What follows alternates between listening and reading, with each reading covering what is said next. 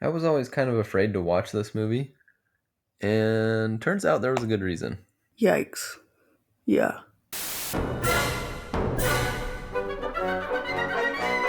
All right, so today begins our spooky season Halloween spectacular extravaganza where we watch spooky movies. And I'm sure that there are people that would not consider this to be a spooky movie because it's not a horror movie. It's definitely not a horror movie. But I think that this is a very, very unsettling movie and feel like it kind of belongs in spooky season. Before you go on, we watched The Girl with the Dragon Tattoo. Yeah, the 2011 American version which was directed by David Fincher.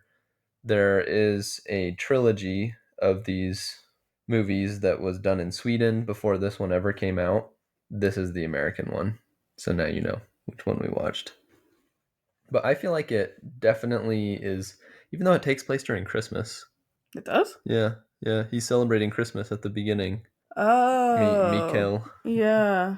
And then I think it wraps to Christmas of the next year, maybe 2 years late. I don't know. At Interesting. least a year because the giving the gift at the very end, or Yeah. without spoiling anything. So even though it takes place during Christmas, in the same way as Nightmare Before Christmas, it's definitely more a Halloween movie Mm-hmm. than a Christmas movie. And we'll get into why exactly vaguely in this main section and maybe in more detail during the spoiler section. But like I said at the beginning, I was always very hesitant to watch this movie because I heard that there is a very intense scene of essay that happens in it. And yep, there is. Yeah, so let's just do the parents' guide before we start. Yeah. So, this is a very intense movie. This parents' guide is going to have a little bit of spoilers just because of the.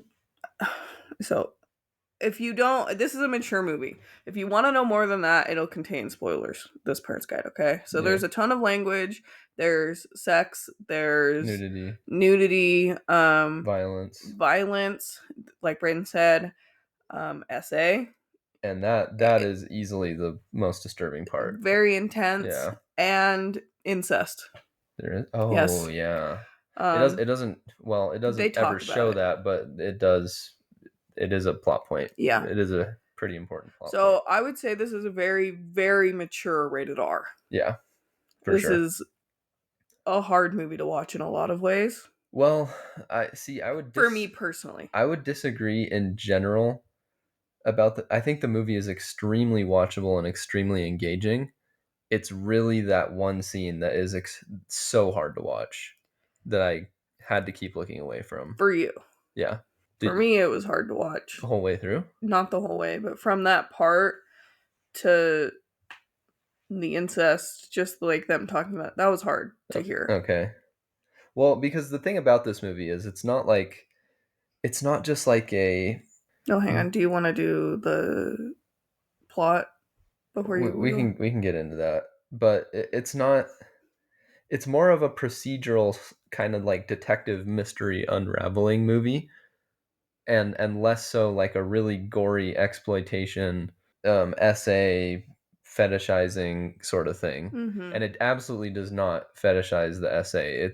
It's intentionally very disturbing to watch. So I guess I'm definitely glad they didn't try to, Glorify it. yeah, at all. But the movie is a mystery. It's a sort of a detective investigative sort of film, and that's why I say it's very watchable because it's extremely engaging, and Mm-hmm. you want to know who's behind all this and what's the next layer that they're gonna peel back and what are they gonna find, and it's extremely watchable in that sense. Let's give a little plot synopsis, Micah. Okay, so online it says okay. So the main characters, real fast, before I read this, are Mikkel. Blomquist, Yeah. played by Daniel Craig. There's Lisbeth. Solander, Yeah, played by Rudy, Rooney Mara. and then the entire Vanger family, which like we'll kind of go into them later. But really, I just wanted to make sure that like Daniel Craig plays Mikkel, Yeah. and Rooney Mara plays Lisbeth. yeah. And then Christopher Plummer is in, well, you just give the synopsis Okay. and then I'll say who each character is that I can So remember. this is what it says online. Disgraced financial reporter Mikkel Blomqvist. You just said it. Now I can't read it. Finds a chance to redeem his honor after being hired by wealthy Swedish industrialist Henrik Wenger, played That's by, Christopher Plummer. yeah. Hang on. He's hired to solve the 40-year murder of Wenger's niece, Harriet. Henrik believes that Harriet was killed by a member of his own family, and then Lisbeth eventually helps Yeah. Mikkel. Lisbeth is like a really, really antisocial, very damaged person, but she's extremely smart. She's a prodigious hacker. She's very good at researching and discovering things, following clues, figuring out answers to questions. In fact, she is the one that did so Christopher Plummer's character Mm-hmm. Henrik Wenger. I think it's technically like Henrik, Okay. but yeah, Henrik. So they're trying to vet Mikkel because he thinks he wants to hire Mikkel to look into his niece's murder, but they want to vet him. They want to figure out what he's all about, basically. And so they go through a consulting firm, like a private investigation sort of firm, and Lisbeth is the one who actually does the research. She works for that firm, and she is able to put together this report that impresses everybody about Mikkel. Anyway, that's how everybody catches wind of who she is, and eventually Mikkel catches wind of who she is when he hits a roadblock with the case, and he decides that he wants to loop her in to the case so that she can help him try to figure out what happened to this niece. And then they become like a team. It's like a Because he was impressed the things that she had found out about him, yeah, that even like his closest friends or even just certain people in his life didn't yeah. even know or whatever. Yeah, that scene is actually pretty funny when Shows up at her house. he shows up at her apartment with breakfast, Yeah. and then he is like, Is it there's like a line where she says something about how creative she got or whatever when researching him, and he's like, creative. I'd call it illegal, but what because he knows that she hacked into his computer computer? Yeah. because there's information that was in the report that could only have come from one place. He's like, so I know you did. I'm not gonna Turn you be in. mad at you at all, but I think you should come and work with me. Yeah. And then she's hesitant to do it until she finds out that the case is about this killer of women and this abuser of women. And because she has her own history and her own past, she's very much on board with catching this piece of shit.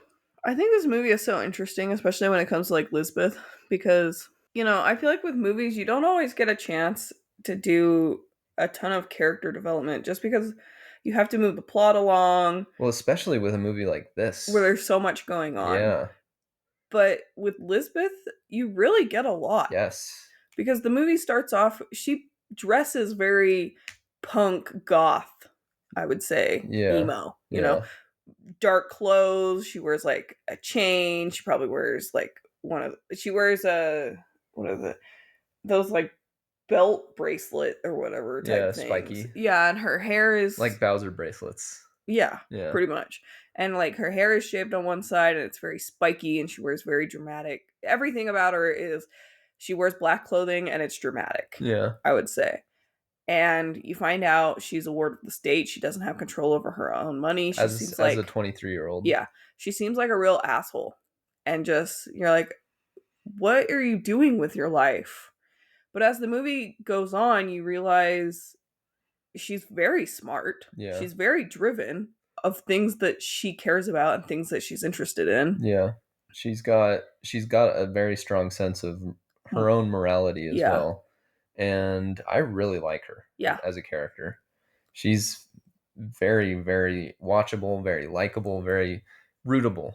Yeah. And it's very much so a case of don't judge a book by its cover Yeah. with her, especially because, like Brayden said, like she's kind of antisocial in a lot of ways, but Yeah. her life has forced her to be that way. Yeah. And then the other lead, Mikhail, also very likable. Yeah. Like he's the first man in her life that has been respectful and has, he doesn't tell her you're working with me. He asks her, if you don't want to work with me, then we'll have breakfast and I'll leave and you'll never see me again. And he's like the first male figure really in her life besides her That's trustworthy. but yeah, besides her previous caretaker, her previous, are they called guardians, the people that she has to check in with? Probably. He has like a stroke at the beginning of the movie and she gets a new guardian, and that is what leads to the SA scene. So besides that other guy that had a stroke, Mikhail is the first man in her life that she feels like she can actually trust. Their dynamic is really fun. Mm-hmm. I like it's you're cheering for both of them very much throughout this entire movie. Other notable actors in this movie, we mentioned Christopher Plummer, who I think he's the Von Trapp dad from Sound of Music. Yeah, he's also the patriarch in Knives Out who dies at the very very beginning. You will recognize him. He's very distinctive, Mm-hmm. especially in his old man era. I think he's dead actually. Oh. Let's see. Yeah, he died in 2021. But he's sort of the patriarch, I guess, of the Wenger empire, the Wenger family, and he really loves his niece and he wants to figure out what happened to her. This has just been haunting him. Yeah, because she used to send him pressed flowers on his birthday. He's continued to receive these pressed flowers basically every year since her disappearance. And he believes that the killer is sending him these flowers to mock him, basically. And he decides, you know what, enough is enough. It, we ball. I'm gonna hire Mikkel, and we're gonna get to the bottom of this if we can. Robin Wright is also in this movie. She's Mikkel's partner. At they're the co-editors of this journal, this newspaper that they run together, and she plays a semi-important role. And there's also Stellan Skarsgård, who's another one of the Vengers, and he plays a significant role in this movie as well. Yeah, it like Micah said, it's crazy how much character development they were able to squeeze into this movie that's moving at a million miles a minute. I also thought it was crazy how long this movie was, but I never felt like it was dragging Now, did we watch this once. in one night? Yeah, Wow, because it's it's almost 3 hours, right? yeah, like 240. 2 hours and 40 minutes, and it has a weird structure. I think it might be like a 4 or a 5 act structure, because not to be a slut and spoil things, and I won't spoil it, but they have the Scooby Doo moment where they uncover the killer maybe an hour from the end of the movie, That far? maybe 30, at least 30 minutes from the end of the movie. There's a lot that happens after the Scooby Doo moment. Okay. It's so interesting to me how packed this movie is with detail, character development, how fast it moves, and then they do the reveal pretty far from the end of the movie, and it still never drags even after the reveal Mm-hmm. and the resolution to the reveal happens. It still is never dragging. Just goes to show David Fincher knows what he's doing. David Fincher is the director, by the way. Most of you will probably know him from The Killer. Why did you say it like that? What do you mean? David Fincher is the director, He would by have the way. he would have wanted me to say it that way. Most of you probably know his work from The Killer. That's probably what you've seen of his. You like that? Yeah. Just kidding. If you've seen a David Fincher movie, you've probably seen The Social Network or Seven or Gone Girl. Those are probably the three. Oh, Fight Club. He's done a lot of movies. Done a lot of very celebrated, very good movies. But yeah, I think this is right up there quality wise with all the other stuff I've seen of his. It is hard to watch though, in moments for sure. I wanted to circle back to that scene where Mikkel meets Lisbeth for the first time. Like Brayden said, like, Lisbeth has had a hard go at life. And she doesn't trust people, but she definitely doesn't trust men. And when he shows up, he's very off putting, I would say, You think so? to her. Because when he shows up, he barges in. She has someone in her bed, and, Mm-hmm. he's like, so you're the person that investigated me. So, I think he's trying to catch her off guard. Mm-hmm. And he works, but he's very barges into her safe space and is like, you found out all of this about me. This is what's going on. I want you to work with me. Mm-hmm. But he just isn't making demands, but he's being very curt isn't the right word, but very like just straight to business. Mm. And if somebody did that to me, I'd be like, "What are you like? Get out!" But at a certain point, she puts her taser away, Right. or something. She tells It was her a she taser. tells her girlfriend to leave. There's a moment where she can sense that it's probably not a big deal. Yeah, but it's very off-putting. At the very beginning, Yeah, sure, yeah, because of and her. I liked the way that scene, because I feel like that's what she needed in a way. Oh, yeah, She okay, needed him to barge in and say yeah, we're equals. Not exactly, but I want to yeah, work with you. And he doesn't know this, but even though he's a guy and even though he just showed up and he has all yeah, these things stacked against him, she I think can sense yeah. it's okay. And then she decides to work with him, and she goes with him. So they're staying on the estate of Henrik has like a little guest house, and that's where Mikhail is living. And Lisbeth comes and lives with him, sleeps on the couch, or he sleeps on the couch or something. One morning, Lisbeth is looking through something with her laptop, and he's like, "What are you doing?" She's like, "I'm looking through your files that you've compiled on this case so far." And he's like, "Those are all encrypted. How did you get into those?" And she just looks at him and she's like, "Please." And then he's like, "Okay, later on you and I are going to have a very serious conversation about what's mine and what's yours." Yeah. So there's just lots of moments like that where it's just they have a really, really great dynamic. Yeah. One thing that's interesting, Daniel Craig keeps his English accent in this movie. Oh, does he? He does, yeah. Even though he's supposed to be See, you Swedish? didn't notice. No, I didn't notice. I don't think it's a big deal. No. This is not something that really ever bothers me in movies, unless the accent is one that I know pretty well, and I know that they're fucking it up. And then, like House of Gucci Oh, with I Jared thought you Leto. were saying you didn't mind when they keep their original accent. Right. Yeah, I don't mind But that. I don't but really you notice. are upset when they're trying to do an accent and that and is they not their original accent. and they clearly did not get enough time. They didn't get enough time, or the actor's just not talented enough at Or mimicry to do it. they didn't get a good enough Coach dialect coach. or whatever. Like Jared Leto, I mean, this is the easiest example to point to, and everybody realizes it's bad. But as a person who speaks Italian and has spent a lot of time with Italians that are learning English, that accent is awful. So that would bother me. And I know that Rooney Mara is doing a Swedish accent, and I don't know if it's a good one or if it's a bad one. So if it's a bad one and you speak Swedish, then maybe her accent will put you off a little bit. I didn't notice it at all. It didn't bother me at all in this case because I don't speak Swedish. Stellan Skarsgård has a real Swedish accent. Does he speak with an accent? You haven't noticed he speaks with an accent? Mm-mm. Yeah, Oh, he totally has an accent. oh, He's, okay. I mean, he speaks very fluent English for sure, but Yeah. but he has an accent. Oh, okay. Yeah, I really like his accent. It's cool. Little fun fact and a small shout out to a fan of the cast, our friend Kaylee, Who's been on here who's been before? on here before, mentioned that, oh, I read the Dragon Tattoo books, and At the time, I was like, "Wait, what? I was Really?" shocked And like, Brayden has not let it go. because Like every day since finding that out, multiple times, he's like, "Wait, so when did Kaylee when did read she this? read these? How old was she? Like, does she know?" And, Like, and and the reason I ask how old is I remember seeing those books on my classroom library shelf, and this was either in elementary or middle school. So I hope it wasn't elementary school.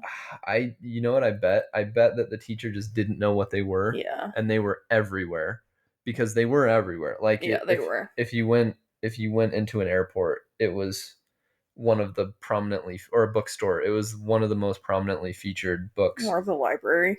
Or the library, girl with a dragon tattoo, girl who played with fire, girl who kicked the hornet's nest. I remember seeing those. I can see those covers in my mind's eye or whatever very clearly still. I've Yeah, seen them so many times. So that's why I asked, when did she read them? Because the time I would have read them would have been in elementary school. that's so crazy. But I didn't read them, so Well, and she's been telling, like, she told me this like last week or something, I don't know. And Braden, like I said, every day is like, wait, so Kaylee read this? And just so you guys know, she didn't actually read it. Yeah, it turns out. She doesn't think she Because did. she like read the synopsis and she was like, "Oh, yeah, I don't think I would have read this." I was like, "Yeah," because it's pretty bad. It's pretty rough. I can only imagine how much worse the book is, you know, because Yeah, it's not like books have ratings like yeah. TV and movies. Fun fact: the Oh, another first. fun fact? Yeah, you like this? Yeah. This book was originally called Men Who Hate Women Oh. in its original. I don't think the title's actually changed in Swedish. That's what it's called in Swedish. And the author wanted it to not change, but when it was published in English, they were like, "Yeah, we're changing that title because who's going to pick that up?" And fair, but also that probably would have been enough of a deterrent for my English teacher to not put those books on elementary school shelves. Men Who Hate Women. Yeah, I'm probably not going to put that book up on the shelf because when it's called The Girl with the Dragon Tattoo, it sounds like Fantasy. it sounds like Hunger Games Catching Fire or Yeah. whatever. Not so. That's not at all what these books are. That's crazy. But I find that interesting. But overall, I think this is a really good movie and I would watch it again. You would. I would just I think I would mute that scene It and was just muted. not even watch it. Yeah. But like the rest of it I would watch again for sure. I'm going to double down on it being spooky because there's a scene that happens around the Scooby-Doo reveal point that is so creepy and just off-putting and you're like and very effectively done. Like very in a similar you haven't seen Reservoir Dogs, have you? Mm. Quentin Tarantino. I thought we watched all of his movies. No, you have not seen all of them. There's a part in Reservoir Dogs where this guy has someone tied up to a chair and he's like playing this song, this happy, peppy song, and dancing to it. And he has a straight razor. Ew. And it's just so off-putting with like the music and it's juxtaposed in the way that it's shot and the cop knows something horrible is about to happen to him. Similar thing happens in The Girl with the Dragon Tattoo and it's really effectively done, except it's with an Enya song. I forgot about Yeah. that. I was like, oh my. Poor they're Enya. yeah, they're doing a Reservoir Dogs, aren't they? Really well done though. But we should rate it. What do you say? Yeah, do you want to go first or you want me to? I'll go first. The weird thing about David Fincher movies for me is I see them once and I recognize they're very well done and they're always engaging and I always want to finish them. But then immediately after I'm like, yeah, but I don't know if I really care to watch it a million more times. But then the longer I think about it, the more I'm like, I think I would like to see that movie again. So they have this like sort of weird sine wave effect. Do you know what I'm talking about? It's like a huge shock factor and then Sine and cosine, and they're like they intertwine. cyclical or whatever. Mm-hmm. It goes up and then down and then up and then down.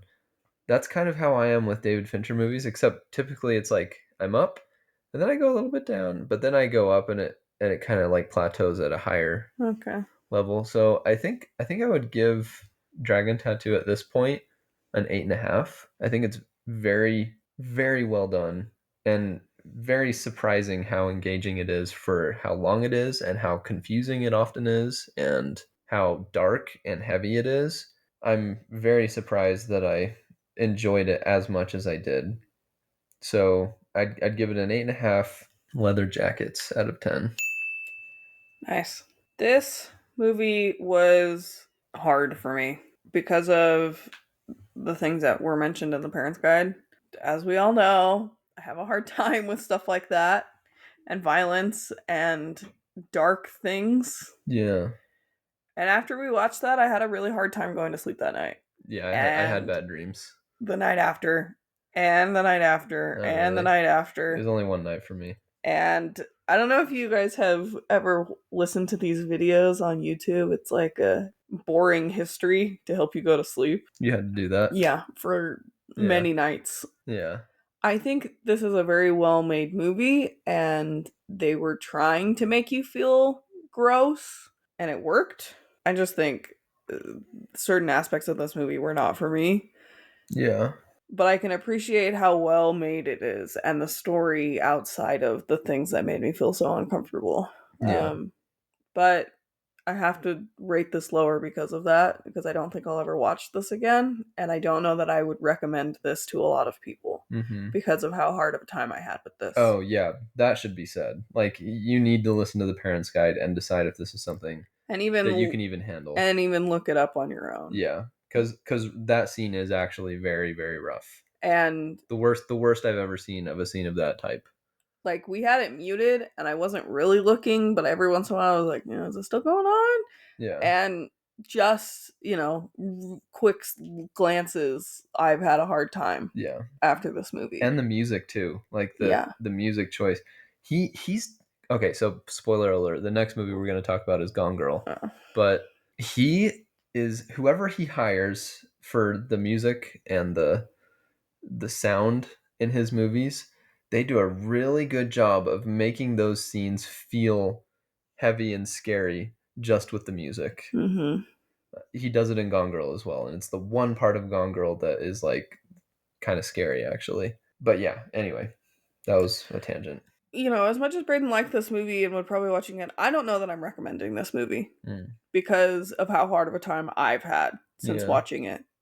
But again, we all know I'm kind of sensitive when it comes to anything even remotely close to that. And I think that it's gotten way worse since we've had a daughter. yeah. And that is also affecting me when I'm That's watching this. yeah. That I definitely that got under my skin a lot. Just because I wish that the world was good, Right. but also realize that for us to recognize and appreciate good, there needs to be bad. I just wish the bad wasn't so bad. With that said, I think I'm gonna rate this like a 7, a Mm. 6.5 maybe, or a 7, Jeez. because again, I had a really hard time with this. I can appreciate how well it was made, and all the different aspects about it, but I've had a really hard time with this movie afterwards. Okay. So I'm gonna say 6.5 to a 7. Private Islands out of 10. That's an island? Yeah. Oh. Okay, so spoilers. Yeah, really the only thing I want to talk about is the reveal of who the killer is. It's Stellan Skarsgård, who it is surprising. What's his name actually, real quick? Martin. So Martin is the nephew of Henrik, the patriarch guy that hires Mikhail to figure out what happened to his niece. Martin is the only member of the family that besides Henrik, who seems helpful, who seems like he's willing to. Yeah, so just really fast, like this Vager family, there's at least 6 people I think that live on this island. And for various reasons, most people don't talk to the other members of their family. Yes. And Henrik goes through the list, and it's very confusing of, so and so doesn't talk to that person for this reason, but the person that they don't talk to doesn't talk to them for a different reason, but they would talk to them. Yeah. So he goes through, and so Martin, and nobody wants Mikhail there because they're like, you're just pulling up the past, and it's Well, what's the and point? and you're suspicious of all of them because Yeah, why do they really not want him there? right. And so Martin helping out, is nice, but You think that he's the? at a certain point, Braden is like, why is he being so helpful? Did I say that? Yeah. He's like, there has to be something else going on. Yeah, I feel like I did suspect him a little bit. Yeah. Um, there is a very eerie detail in this movie that I realized after when looking on a Reddit thread. Martin has this really nice modern house, Mm-hmm. and one night, Mikhail is invited to go to his house for dinner, meets him and his sort of girlfriend, and they're having dinner. His casual girlfriend. And they at a certain point they hear this, like, it sounds almost like a moose, if you've ever heard a moose scream. Really? And Martin's like, "Oh, must have left a door open or something," and then he leaves, and then shuts it. And then later, it's revealed that he had someone in his kill room in the basement. Wow. Are you sure? Yes. Because the same whistling sound happens when Mikhail accidentally leaves the door open when he breaks in. Yeah, I think that was on purpose to make you think that it was just wind. But Mikhail is told when he's in the kill room, when Martin Mm-hmm. has him in the kill room, I had so and so down here that night when you were here at dinner. And that's why he gets up, because he needs to Quiet them. Yeah, shut the door or whatever. Oh. So spooky. And the whole scene where Mikhail decides that he suspects Martin, and then he breaks into Martin's house, and Martin is not there. Mikhail grabs a knife, and he's just sort of like, poking around. He finds this door that's like locked that he can't get into. He sees a gun on the wall, so he knows that Martin has guns, and Mikhail had been shot at by somebody, and he didn't know who shot at him, so he's like, okay, maybe it was Martin that shot at me. And then he hears Martin coming home, and he tries to like escape, but Martin notices that a door is open, And sees them goes to the outside. backyard, sees him outside, and he's like, Mikhail, what are you doing? Well, come on in for a drink. And then, Mikhail is like, okay, I'll come in for a drink. And Stellan Skarsgård is a really good actor. Mm-hmm. He plays this charming, but like sort of off-putting at the same time character so well, where Mikhail feels like he's sort of trapped, and he doesn't want to raise suspicion, and he doesn't really know how much Martin knows. And then eventually, Well, really fast, Martin even mentions, he's like, you can get away with a lot just by the social pressures of people wanting to be polite. right. He's like, you didn't want to come in here and have a drink, He's like, but you why? didn't want to be rude. Right. He's like, why do people not listen to their gut? You knew something was wrong the moment that I invited you in for a drink, but you came anyway. And he does it in his little act. It's such a good scene. And then he eventually incapacitates Mikhail and like chains him up, and he's gonna kill him and do whatever he does. And that's when he plays the Enya song, and it's just spooky. And it's Mm-hmm. it's all the way that it was filmed, the camera angles, when it cuts, the music choices that were used, the editing choices, really, really good. In case you're worried about old Daniel Craig, don't worry, because Lisbeth comes in to save the day and hits Martin with a golf club, Ooh, that was so gross. and then chases him down. And she ends up, well, she's chasing, and then he gets into a car wreck and he dies. So I really liked the way that this ended. That part of the story ended, especially knowing now what happens in the book. Apparently, the golf club thing Apparently. happens, but he gets away, and he decides to just kill himself. So he drives into oncoming traffic and kills himself. In this one, Lisbeth basically forces him to get into a crash because she's on a motorcycle, and she keeps making like she's gonna pass him. So then he's So going he's so across he's a trying to so bridge. he's trying to ram her, but she's like baiting him into losing control of the car, and that's eventually what happens. And the car flips, and it's burning, and then she's gonna shoot him, and then the car explodes, and he burns to death, burns alive. Mm-hmm. I liked having Lisbeth be the one that basically kills him and gets away with it. I thought that was a good change from, having not read the book, what I hear happens in the book. I like this ending better to Martin, because it makes Lisbeth the angel of vengeance or whatever. I thought that was cool. What do you think about the ending? I was sad that Mikhail lied to her. Did he lie to her? I don't think he did. He said, or she said, Elizabeth said, like, can I see you tonight or something? And he said, oh, I have plans with my daughter. He might have been going to meet his daughter.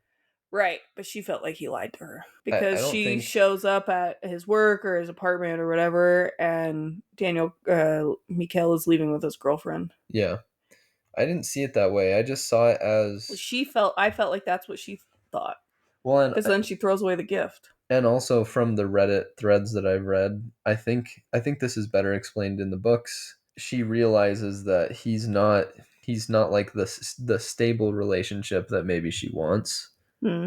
because he does have this past with that girlfriend, the lady who's his co-editor, and she realizes he's not really as available as I maybe thought.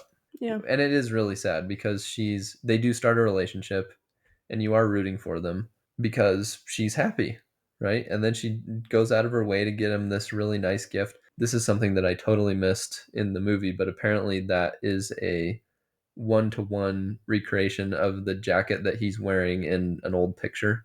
yeah, Okay, you noticed that. yeah, Oh, I didn't notice that. Very thoughtful gift. yeah. That's Um, why it was so sad that her feelings were hurt. yeah, poor Elizabeth. Yeah. Even Um, though I didn't think they should be together, I thought that it was just kind of a casual thing. But right. she is a very messed up person, and so it makes sense why she would become easily attached to him, Yeah. a stable guy. You know, Yeah. Yeah. older man. And all that. Were you talking about the money thing? Her stealing all that money? Oh, I liked that too. Yeah.